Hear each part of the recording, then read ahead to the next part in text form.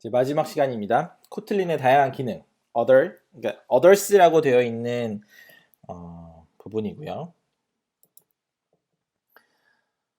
코틀린이 가지고 있는 다양한 기능에 대해서 알아보도록 하겠습니다.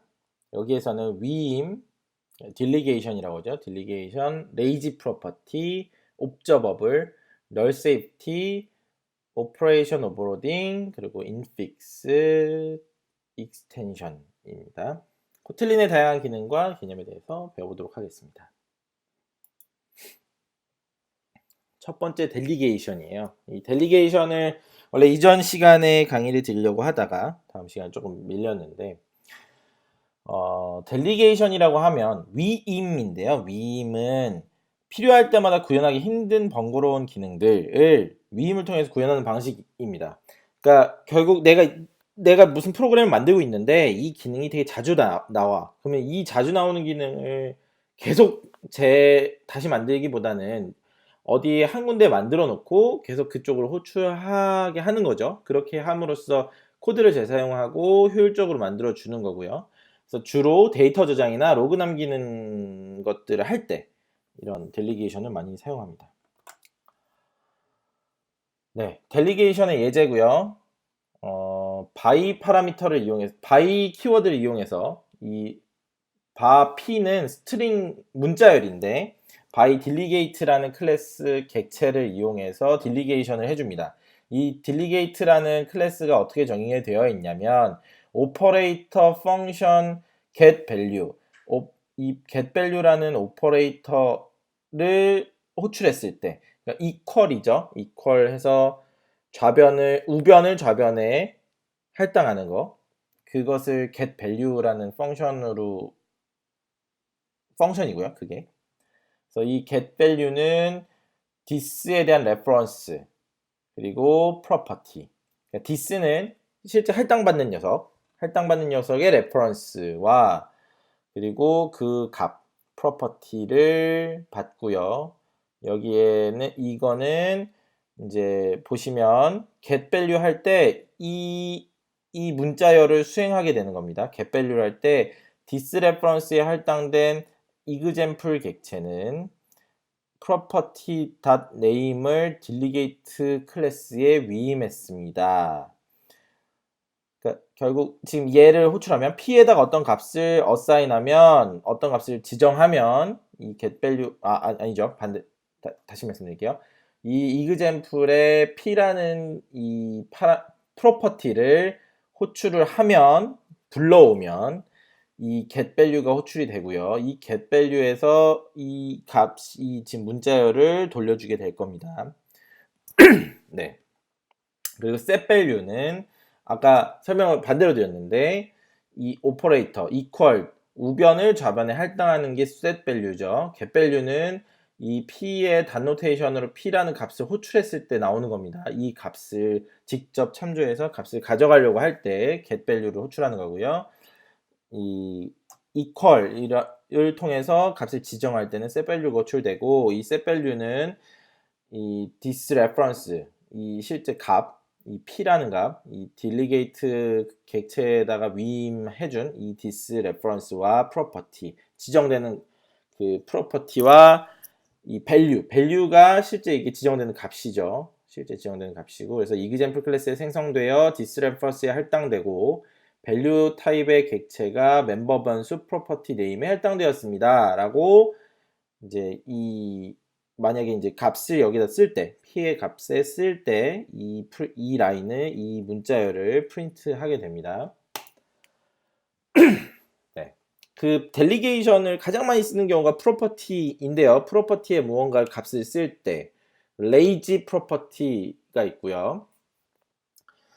그래서 옵저버블 프로퍼티가 있고 몇 가지 이제 자주 쓰는 프로퍼티들 델리게이션 함수들이 있죠. 프로퍼티 델리게이션 함수고요. 이 자주 쓰는 속성 관련 델리게이션 라이브러리고요. 네, 그렇습니다. 그래서 레이지는 값을 첫 번째로 접근할 때 계산하는 거예요. 레이지로 선언돼 있고 딜리게이션을 하면 이 값이 생성이 되지 않다가 값이 생성된 시점에 이 딜리게이션으로 호출돼서 값이 계산이 되는 거고요. 옵저버블 프로퍼티는 이 프로퍼티 값이 변경될 때 알림을 받습니다. 이거는 그 RX 자바나 뭐 이렇게 요즘 뭐 코루틴이나 이 옵저버 패턴이라는 프로그래밍 디자인 패턴이 있는데 그럴 때 많이 사용되는데요. 이 값이 변경되는지를 지켜보고 있다가 값이 변경될 때 이 딜리게이션 함수가 호출되는 거죠. 그래서 거기서 뭐 이벤트를 다른 데로 뭐 전달하거나 그걸 처리하거나 이런 것들을 할 수 있게 하는 거죠. 그래서 이 프로퍼티들을 각각 저장한 대신 이 맵 안에 저장하게 됩니다. 첫 번째로 레이지 딜리게이션 이고요. 역시 by라는 그러니까 by 키워드를 통해서 이 스트링 문자열 레이지 밸류라는 이 밸류예요. 변경되지 않는 값이죠. 이 값에 레이지 위임을 했고요. 이 레이지 함수 블럭을 통해서 위임을 받은 레이지 밸류는 값이 지정될 때 이 밸류는 한 번 지정되면 값이 변경되지 않죠. 그러니까 이게 되게 중요한 게 기존 자바나 다른 객체를 만드는 언어에서는 이 레이지 함수가 없기 때문에 이 밸류 값을 먼저 초기화하지 않으면 널 포인트 익셉션이 난다거나 뭐 이런 문제들이 발생하죠. 근데 여기서 이제 레이지라는 거를 이용해서 이 밸류를 처음 접근할 때 이 함수로 호출하게 되는 겁니다. 그래서 지금 메인 함수 밑에 쪽 보시면 print raise value라고 했을 때 이 함수를 호출한 거죠. 밸류 값이고 초기화되어 있지 않습니다. 그때 불렸을 때 compute, 지금 여기 보이시는 raise 블럭이 호출이 돼서 컴퓨터 호출되고 요 마지막 값, 이 함수 블럭의 마지막 값이 이 함수 블럭의 리턴이 되는 거죠. 레이지 함수의 리턴이 헬로고 그 값이 레이지 밸류에 어사인 되는 겁니다. 지정되는 거예요.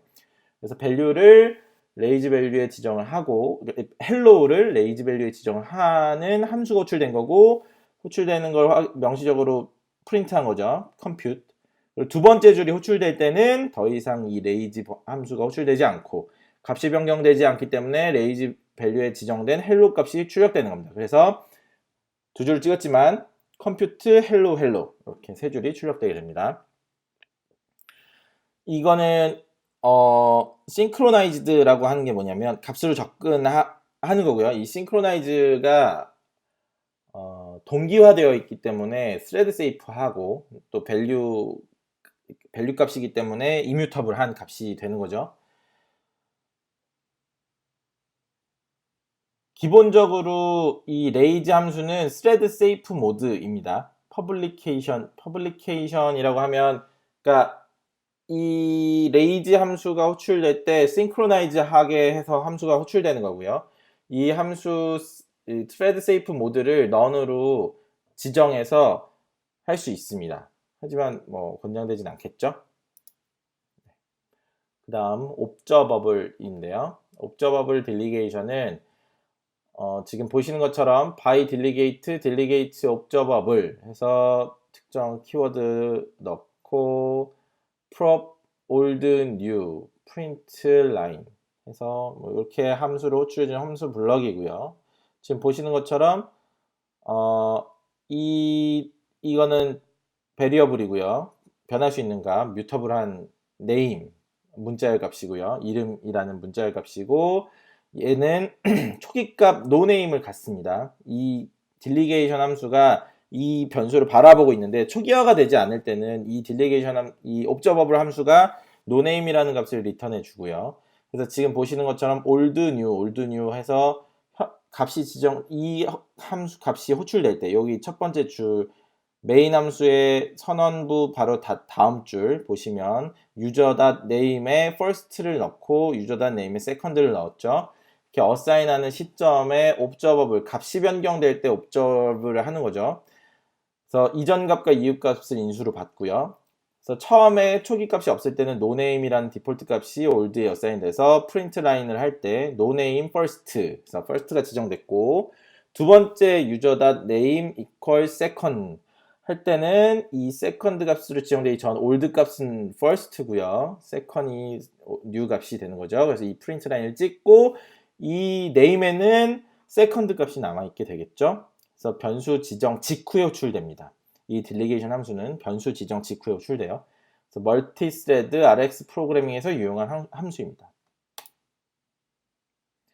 그리고 코틀린은 기본적으로 널 세이프티예요. 이거는 이 코틀린 언어 특징에도 설명드렸고 지속적으로 계속 얘기가 나왔던 거죠. 널 세이프티 한 이유는 여러 사람이 협업을 해서 프로그래밍을 할 때 가장 많이 흔히 하는 실수들이 변수의 타입을 잘못 지정해서 오류가 나거나 그걸 초기화하지 않아서 생기는 널 포인트 익셉션이 엄청나게 많은데요.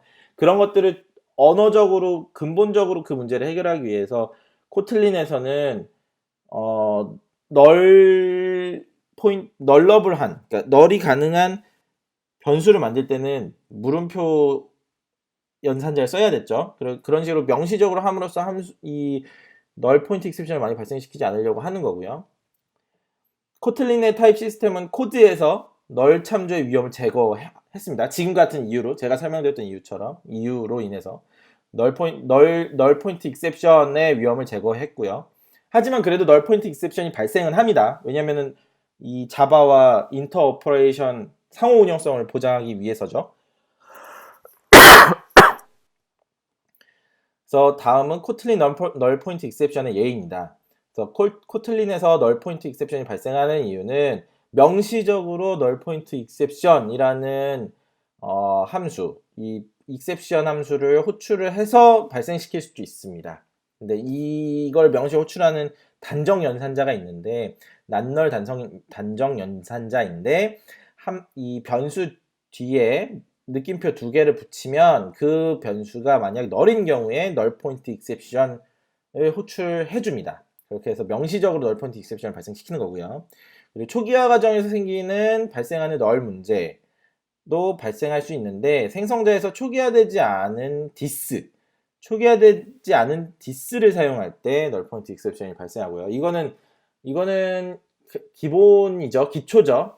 컨스트럭터는 말씀드렸죠. 클래스가 객체화해도 메모리를 올리기 위한 수행 코드를 갖고 있는 녀석인데 메모리에 올리기도 전에 디스라는 키워드는 참조하고 있는 그 메모리 주소를 불러오는 값인데 거기서 디스를 부른다면 메모리에 올리지도 않았는데 그러면 디스가 널이겠죠. 그래서 그런 경우 널 포인트 익셉션이 발생하고 자식 클래스에서 초기화하지 않은 오픈 멤버 변수를 부모 클래스에서 호출하는 문제.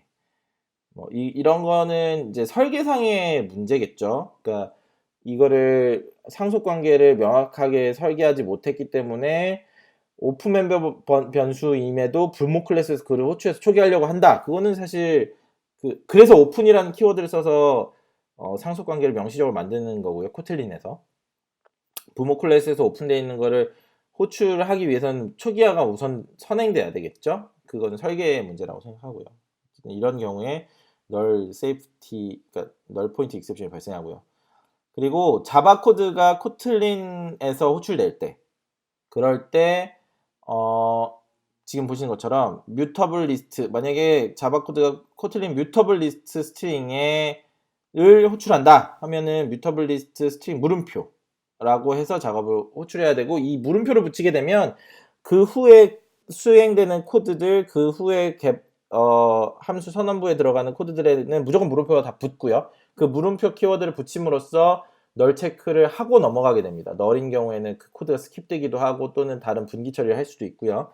그래서 이렇게 해서 코틀린에서 널 포인트 익셉션이 발생할 수는 있지만 널 세이프티 하객 프로그래밍 할 수 있도록 언어가 많은 부분을 지원해 준다. 이해하시면 좋을 것 같습니다.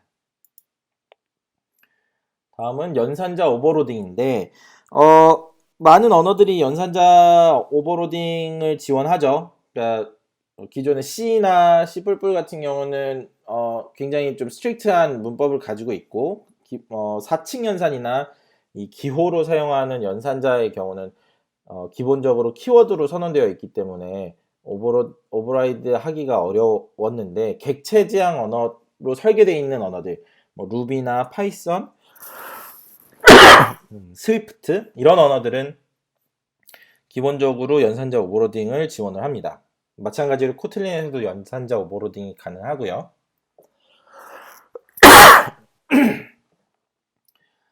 보시는 것처럼 이 포인트라는 데이터 클래스를 선언을 하고 그 포인트에 유너리 마이너스, 그러니까 그냥 마이너스만 붙인 이런 연산자의 경우에 계산하는 유너리 마이너스라는 연산자를 오버라이드하는 예제입니다. 그렇게 해서 포인트 클래스는 데이터 클래스는 x와 y라는 두 가지 값을 갖는데 이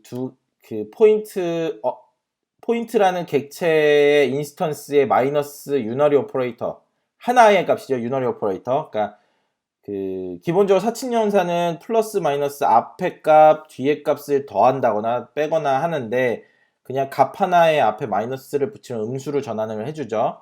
그걸 이제 이 기호에 하나의 인자값이 들어가기 때문에 유너리 오퍼레이터입니다. 그래서 포인트와 마이너스 포인트 하면 이게 먼저 여기서 오버라이드 한 포인트의 각각의 x, y에 마이너스를 붙인 값이기 때문에 프린트 해보면 x 마이너스 10이고 y는 마이너스 20이 되는 겁니다. 다음 이런 식으로 오퍼레이터 오버로딩이 가능하다. 코틀린에서는 이렇게 이해해 주시면 좋을 것 같고, 다음은 접두사 연산자인데요. 같은 얘기죠. 유너리 오퍼레이터를 보시는 것처럼